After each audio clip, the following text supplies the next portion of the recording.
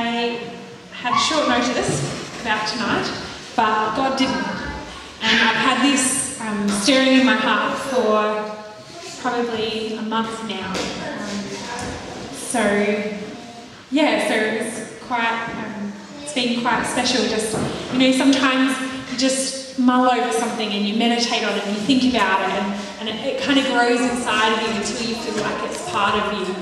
And so I feel a little bit like that's what's happening with this message tonight. So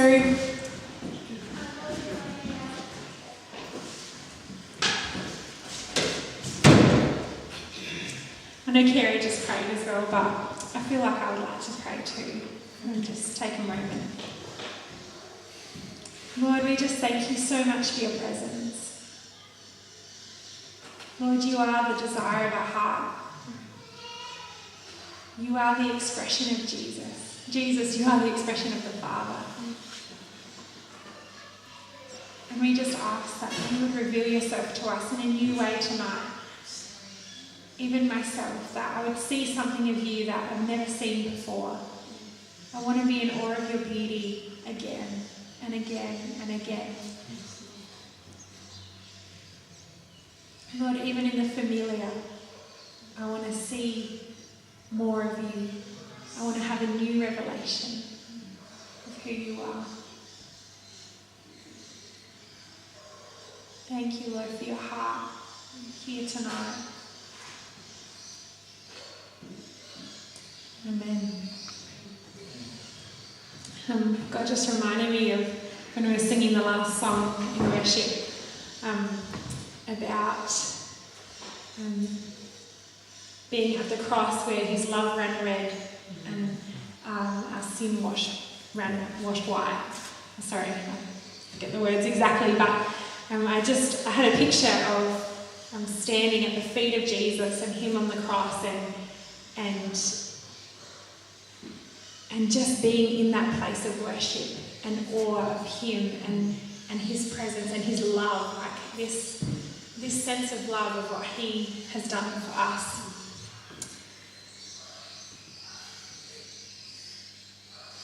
And I just was reminded of the words of the song, come and behold him, born the King of angels. Oh, come, let us adore him. And I'd never thought of that song in that context before, because we always sing it at Christmas time. But I just saw that as it's like we were standing at the feet of Jesus on the cross, and it's like our hearts were singing just to come and behold him. Born the King of angels, come, let us adore him.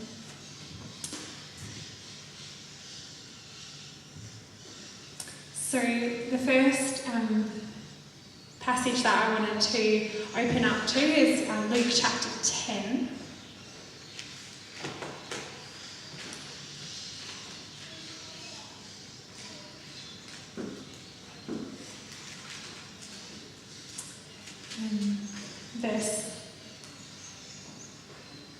Verse 38.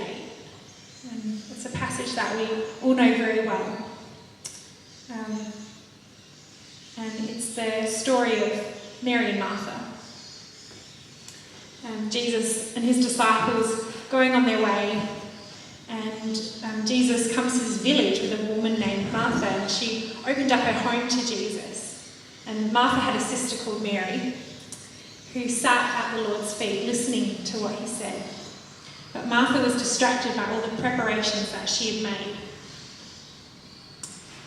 And so she comes to Jesus and asks him, Lord, don't you care that my sister has left me to do all the work by myself? You tell her to help me. Martha, Martha, the Lord answered, you're worried and upset about many things, but only one thing is needed. Mary has chosen what is better, and it will not be taken away from her.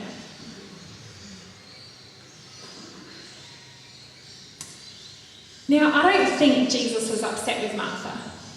I think what he was doing was offering her another perspective.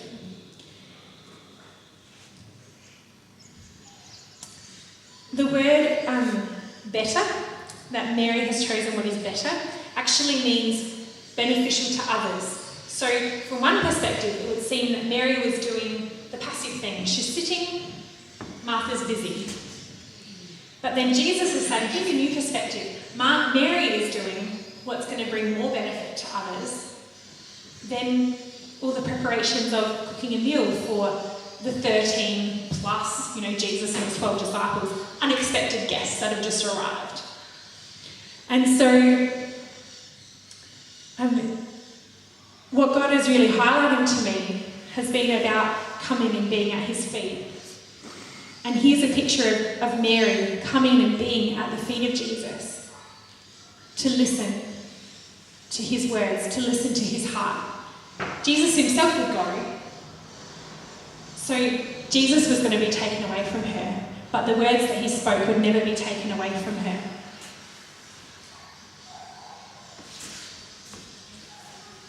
A guest speaker recently was talking about his prayer life, and he said, I actually don't pray as much as I used to.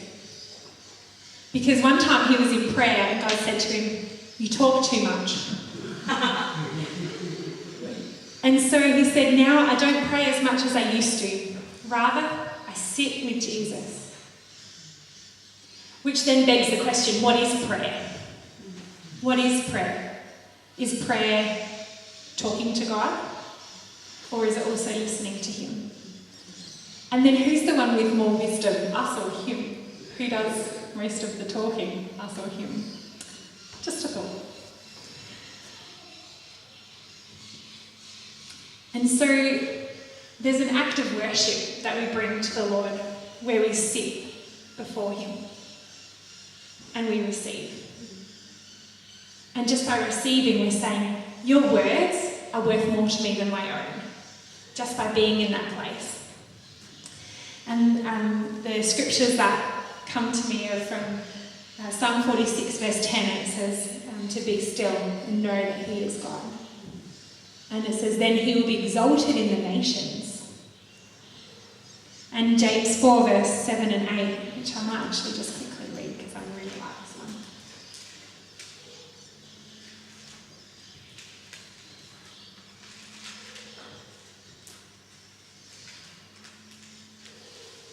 Submit yourselves then to God.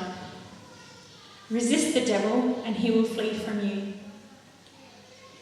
Come near to God and he will come near to you. There's like 3 parts there. Sometimes it's hard, our mind is racing, we've got all these distractions. Maybe it's not a physical distraction of cooking food or getting the house tidy or preparing for the 13 unexpected guests, or perhaps even more that Jesus had. But perhaps there's distractions in the mind, and there's too busy and too much going on. And so I love how James brings it. He's like, submit yourself to God. It's like yielding, surrendering. Resist the devil, he'll flee. And come near to God with your heart, and he will come near to you.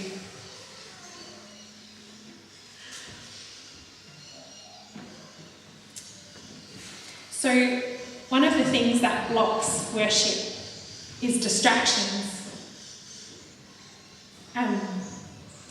Sorry.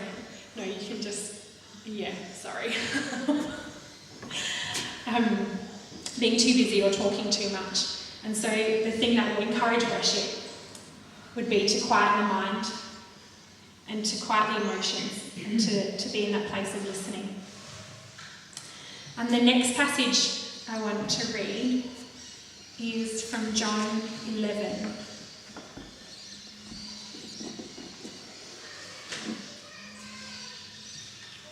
It's just in the front pocket, sorry.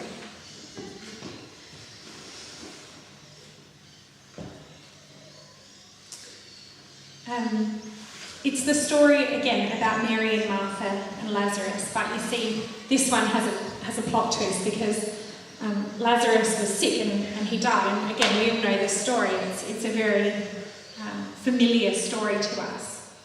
And so Martha's gone out to speak to Jesus, and Jesus talks with her, and they have this whole conversation, and then he says, where's your sister?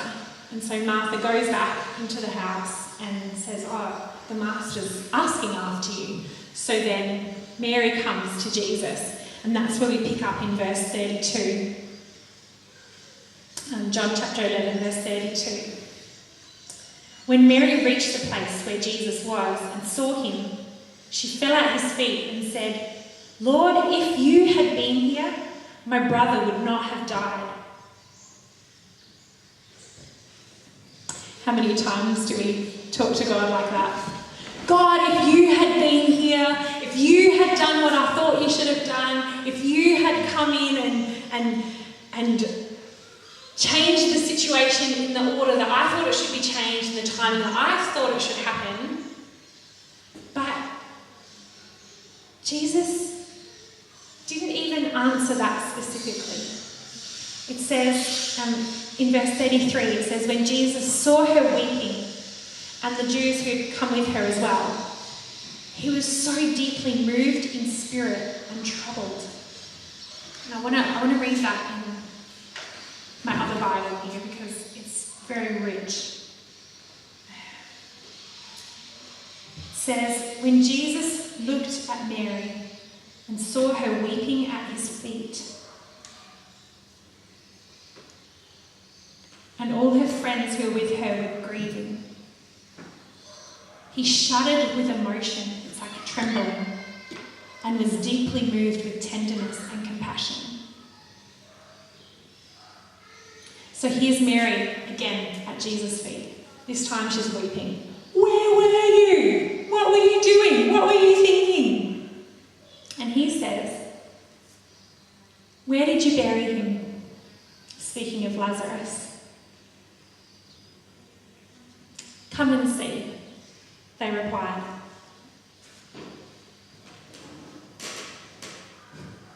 Then the tears streamed down Jesus' face. Seeing Jesus weep caused many of the mourners to say, look how much he loved Lazarus.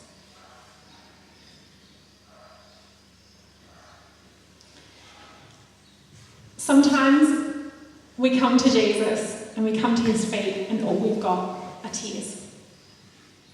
And there's disappointment and there's grief.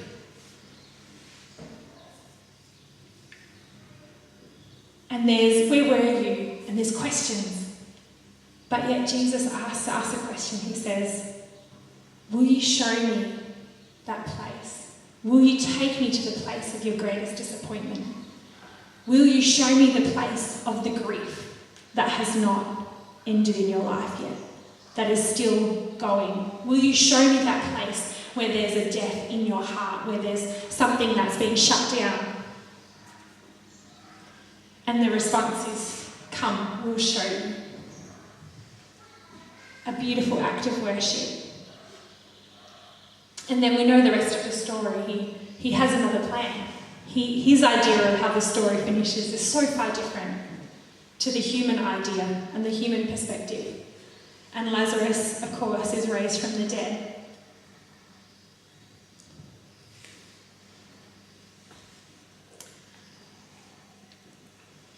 Another block of worship is disappointment.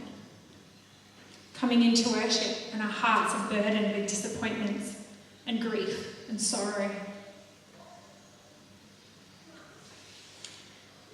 But Jesus wants to come into that place with us. And so often in worship, I remember years ago, I was in this place and there was so much turmoil going on around my life. I was dealing with an abuse situation that happened to me as a teenager in a workplace, and I was struggling to know, like, Lord, how do I process this? The people around me didn't know how to support me through that journey, and so I just kept saying to me, worship, God, it's you and me. You've got to show me how to get through this. I don't know who else to ask for help. And this one time I had a vision of a rose, and he showed me, like, that was the worship of my heart. He said, it's beautiful. And then I saw this rose just crushed. And he said, now the fragrance of that rose is so much more potent, it's so much more powerful. And he said to me, worship that comes from a place in the midst of disappointment, in the midst of trauma, in the midst of stress and grief, and those places of crushing, there's such a a stronger strength of the fragrance. You know, we can all say, oh, God is good on days when our life is free of stresses and worries. But on the days when there's friction and when there's tension and things just aren't going right, and it's been days, weeks, months, now it's years, Lord, where are you? The disappointments are huge, and the stress and the grief is just overwhelming. In that place, there's a potency of worship when we say, God, I believe that you are good. That is so powerful, and it's so beautiful to the Lord, that offering of worship. In Matthew 12, verse 20, it talks about how he won't a bruised reed, he won't break, and a smouldering wick he won't quench. And a crushed rose he won't throw away. That's my little addition. But he loves a broken spirit as an offering. He loves a crushed heart as an offering. Hebrews 13:15, it talks about offering up a sacrifice of praise. It's praise which costs something. And for me, that picture is best revealed in the act of Mary when she throws herself weeping at his feet.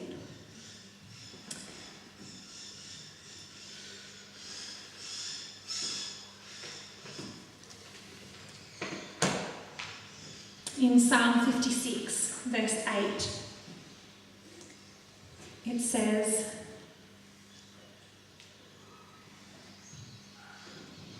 "You've stored my many tears in your bottle. Not one will be lost, and they are all recorded in your book of remembrance." Sometimes tears are the best prayer. Tears are okay with God. He's okay with that worship. So the worship block would be disappointment and grief. But the worship encourager would be to invite Jesus into that disappointment and to worship with what emotions you have. If it's grief that you have, then bring that grief to God and worship him. If it's loneliness, bring that loneliness to him and worship him in that place. That offering of worship is so powerful to him. And our third text comes very shortly after, and again, we've got this beautiful family, Mary, Martha and Lazarus. John chapter 12.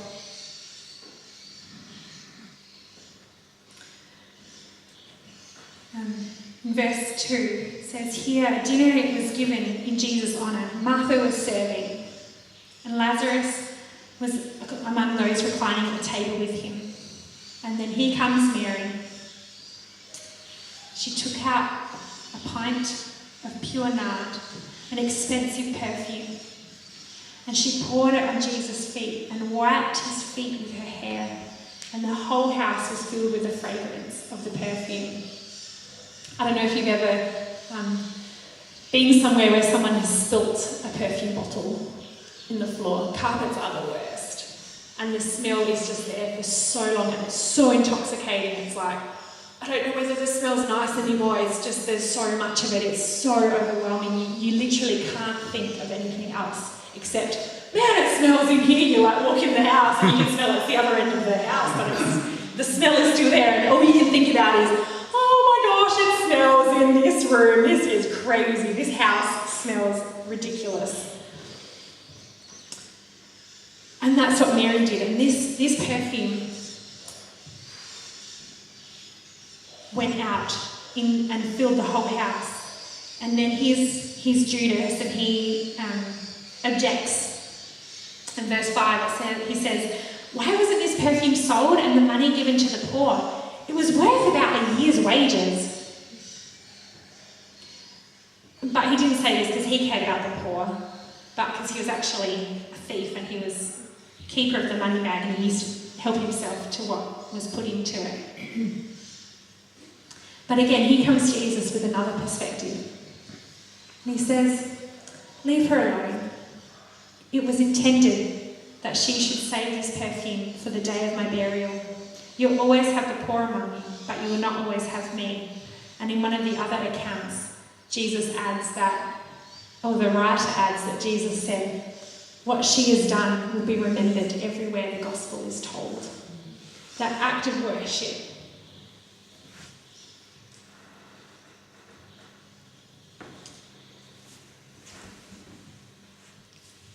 It was worth about a year's wage. I looked up today the average Australian annual income. It's definitely not my income, but the average income is around $80,000. Can you imagine a jar of perfume worth $80,000 being poured out? It's ridiculous. It's absolutely insane. But Jesus had another perspective because he saw the motive of her heart and he saw the beauty of what she did.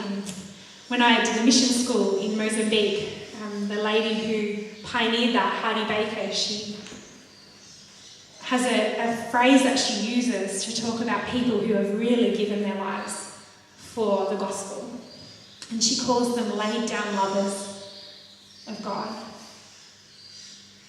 And Paul talks about his life being like a drink offering, being poured out, it's uncollectible. You can't pick up the drops, you can't pick up the pieces once it's out there. And so, Romans talks about being a living sacrifice. Romans 12:1 and Romans 6:13 talks about the members of our body being instruments of righteousness. And so I just thought, it would be interesting to ask God, what is it that we have? What would our jar of perfume be? What would it be to us that's really valuable that other people might misunderstand? Other people might not, they might not know the cost. They might not know the reward. The block of worship here would be fear of others' opinions or pride of valuing yourself more than valuing Jesus. But the worship encourager would be to surrender everything to Jesus and to live and die for his praise and not the praise of mankind.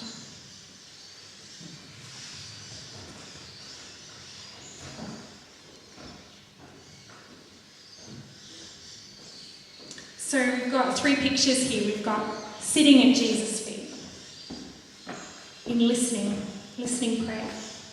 We've got weeping at the feet of Jesus, another act of worship, so beautiful and so vulnerable. And then we've got anointing Jesus' feet with the most costly, expensive gift that is imaginable. So I was wondering, opening up the floor, what other scriptures come to mind about people being at the feet of Jesus and how would that show us a picture of worship?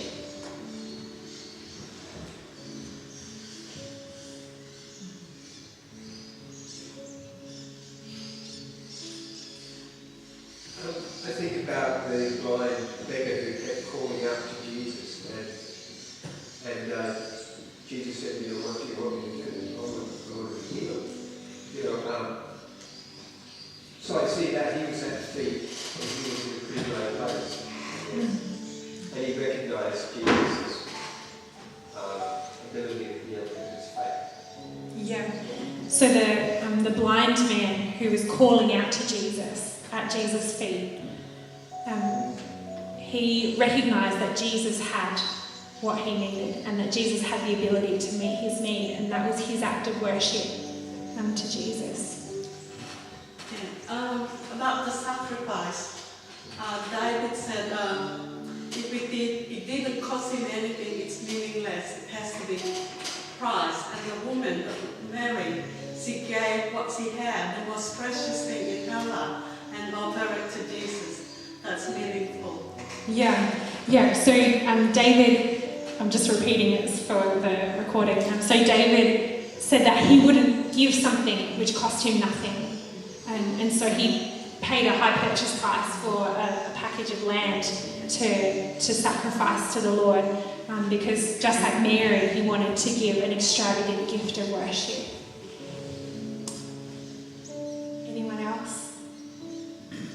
What about the story that Jesus told, rather than the actual action of the 10 lepers that came? They actually had nothing to offer. Yeah, so the 10 lepers came to Jesus and they had nothing to offer, but they came to him because that was their act of worship. They knew that he had the source. He was the source. He was the supply. I think that when, as you said, when God said, "Be still and know that I am God," I think that is so critical, because sometimes we think we know what's best for us, but we don't. Yeah. God knows what's best for us. Yeah. And that's when we need to allow God to show us his perspective Yeah. and see things through the eyes of the Holy Spirit So good. with wisdom and discernment. So good. Yeah, so to come to him and to be still and know that he is God, so that we can receive his perspective, rather than relying on our own understanding. I think of Paul and Silas at midnight Yeah. being whipped to pieces for something that they didn't really do anything wrong. But they weren't worshipping God at midnight as a prayer principle to find victory. They were worshipping him because they loved him. Yeah. That was the motive. That was what they were doing. They weren't thinking, this is a principle of praise and this will loosen the prison doors. That wasn't even in their mind. They were just worshipping him in the pit. Yeah. And God could not resist. And he showed up. So good. They won his heart. So good. Yeah. Yeah. Paul and Silas in the prison, they didn't worship because they thought, oh, this is the formula to get what we want. They worshipped him not because they thought, oh, we've just won everything, we're successful, we've had all these triumphs. No, they worshipped him because they knew that he was the Lord. And in that place, God showed up. So good.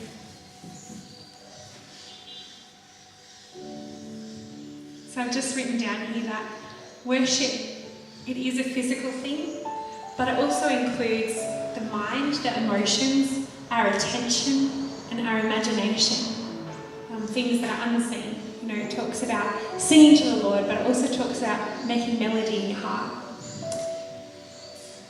So, I just want you to take a moment. I guess close your eyes, because that would help.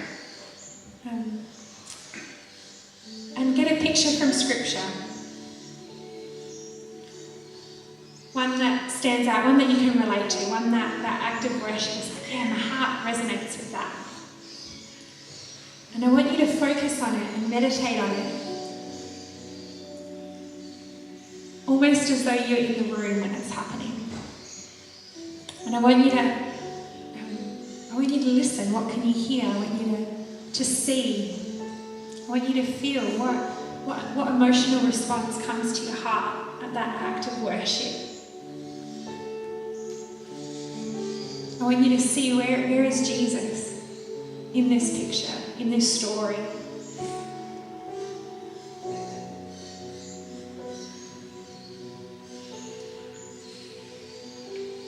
And I'm just going to sing a song. And I want you to, as best as you can, to stay in that place and just wait there and ask the Lord to show you something or speak to you something or reveal something that is just like an intuitive knowing.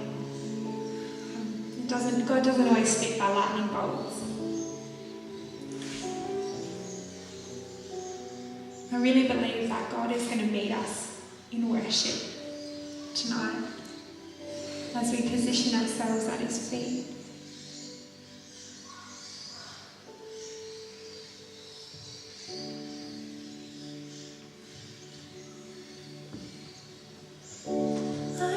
to sit at your feet, drink from the cup in your hand, lay back against you and breathe. Feel your heartbeat. This love is so deep, it's more than I can stand. I'm melting your peace, it's overwhelming. Just find that place at his feet, that picture, that story that you know that it's so close to your story, it could be your story. It is your story. And see Jesus. This is worship. I want to sit at your feet, drink from the cup in your hand, lay back against you and breathe. Feel your heartbeat. This love is so deep, it's more than I can stand. I'm melting your peace, it's overwhelming. The more I seek you,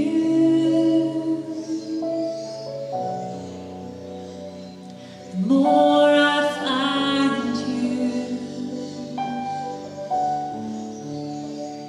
The more I find you, the more I love you. I want to sit at your feet, drink from the cup in your hand, lay back against you and breathe. Feel your heartbeat. This love is so deep, it's more than I can stand. I'm melting your peace, it's overwhelming. 'Cause this love is so deep, it's more than I can stand. I'm melting your peace, it's overwhelming.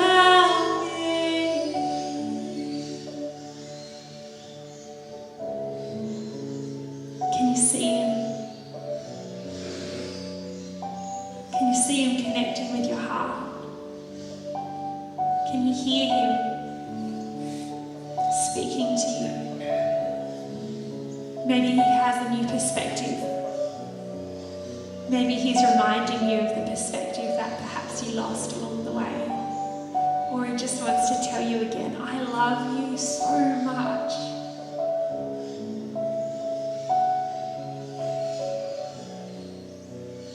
Can you feel him? Maybe it's a warmth, maybe it's a physical thing, maybe it's just a peace knowing, yeah, he's here with me. Jesus and me, yeah, we're good.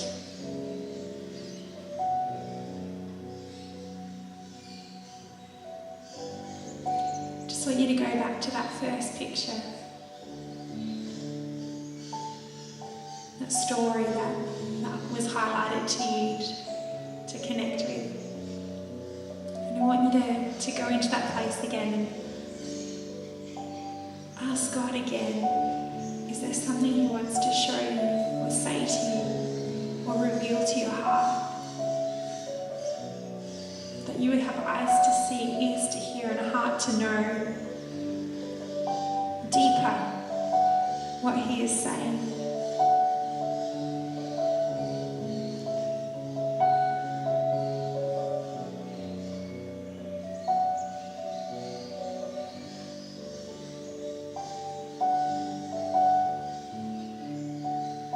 The more I seek you,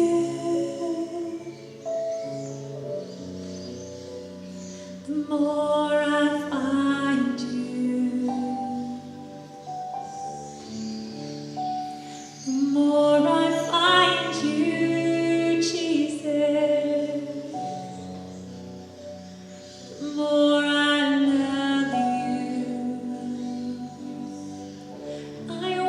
to sit at your feet, drink from the cup in your hand, lay back against you and breathe, feel your heart beat.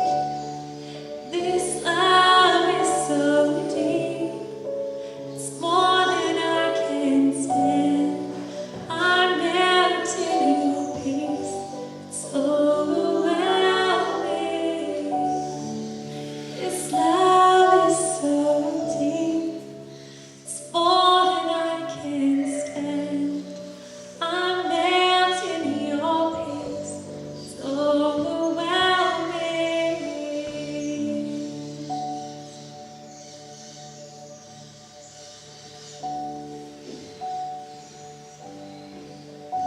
Without changing the position of your heart, except maybe to go a little bit deeper or to look into his eyes a little bit more clearly. I'm just going to sing one more portion of a song together. Unless you feel that it's better if you just stay in that place, but you're welcome to sing. It's just a response to God. We're just going to sing this familiar tune.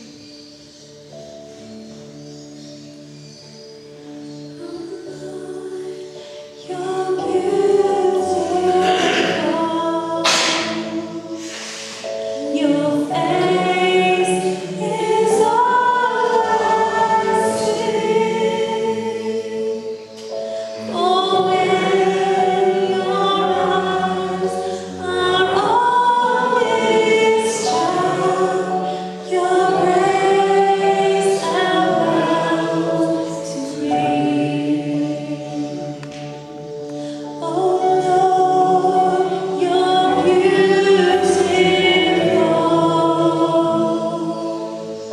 Your face is all I see.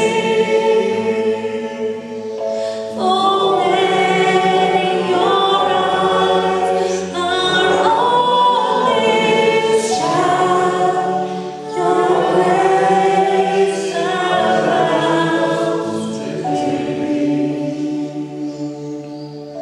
Oh Lord, you're beautiful.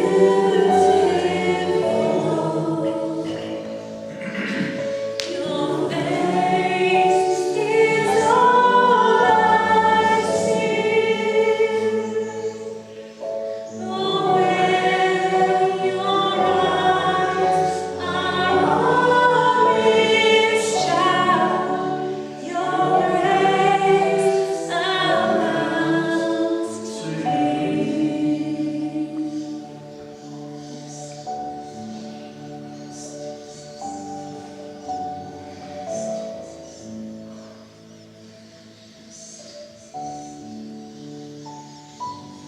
Lord, to sit at your feet, so beautiful, so precious.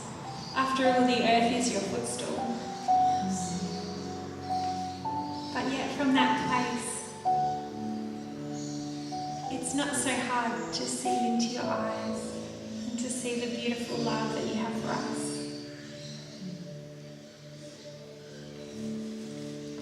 Lord, thank you for the gift of worship.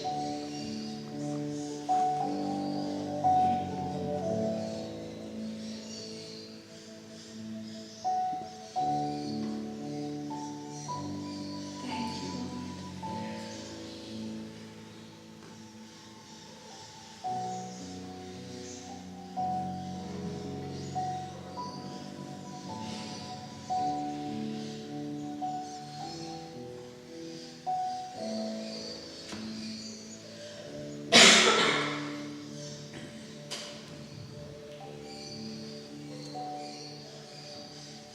Such a sweet place. I don't want to end it, but my part's finished. I think God's part is just beginning. Right?